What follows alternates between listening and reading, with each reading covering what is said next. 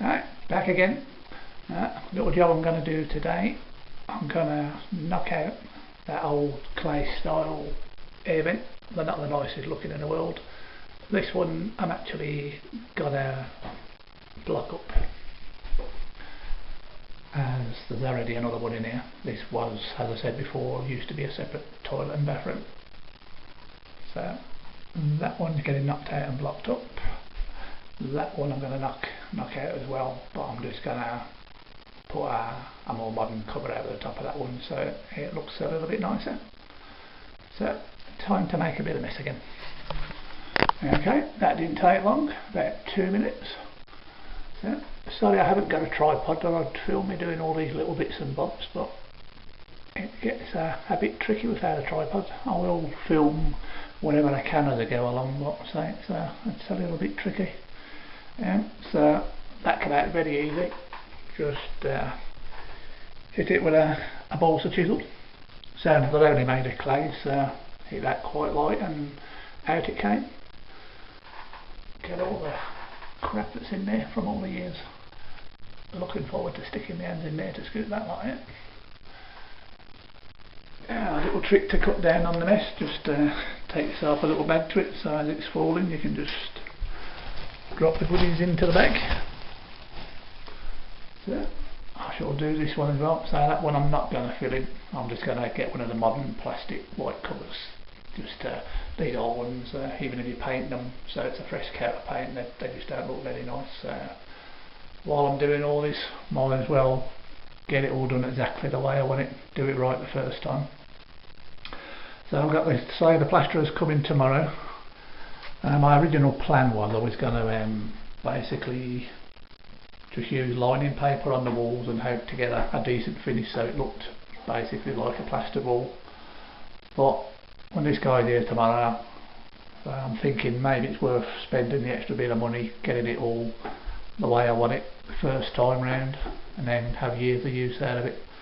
So I'm going to get a quote off him to see how much to give the whole bathroom a skim. So say my ceiling's about £80, so I could see maybe doing the walls for about £100, something like that, which maybe think of it long term, I think it's probably worth it. And then it's kind of trouble free then when you want to change a colour scheme. All you're doing is buying a pot of paint and slapping a bit of paint about, as opposed to mucking about maybe stripping wallpaper and stuff. So if it's not too expensive to do it, I think I've probably got to go down that road. It'll save me the hassle of doing it.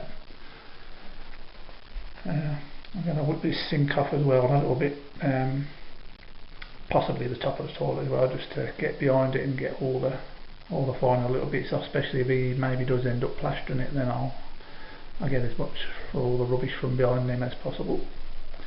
Right, catch you later. Right, that's another little job out of the way. So been down B&Q, picked up a small section of plywood, plasterboard I should say. So done the one, so just to show you how you do this. So it was a simple enough task knocking the vent out. It came out very easy just using a chisel. You don't have to smash the hell out of them. And I've just cleaned up the edges a little bit to kind of get it level. There was a bit of mortar in that, so it wasn't like a fairly squared hole.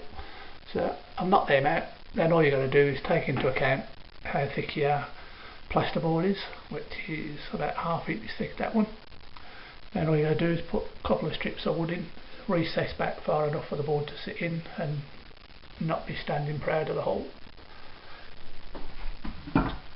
And cut yourself a little bit of fiberboard to size. Doesn't have to be exact because obviously it'll be getting filled in with the plaster and what have you. So when you've got yourself a reasonable fit on that, and there'll be probably a bit of bonding to go in first, which is a thicker form of plaster that you put in bigger holes just to fill that all in, and then just a top coat on top of that. So glad I've done that. I've always never been a fan of that, and as I said earlier, I was going to smash that one out, but I just had a thought for a second. I thought, how bigger the bench you get. I thought should be one the right size, but had a quick look on the BQ website and actually they're all a little bit too small. You got the height, but you're actually about 25mm too short in the width. So you've got the option of leaving it in, or I suppose what I could do is take it out and maybe just plasterboard maybe a quarter of the way across it, and then have that skimmed over, and then the newer fittings would fit over it then. So I'll have a think whether I'm going to bother to do that or not. So another job out of the way. So getting there slowly but surely. Bye for now.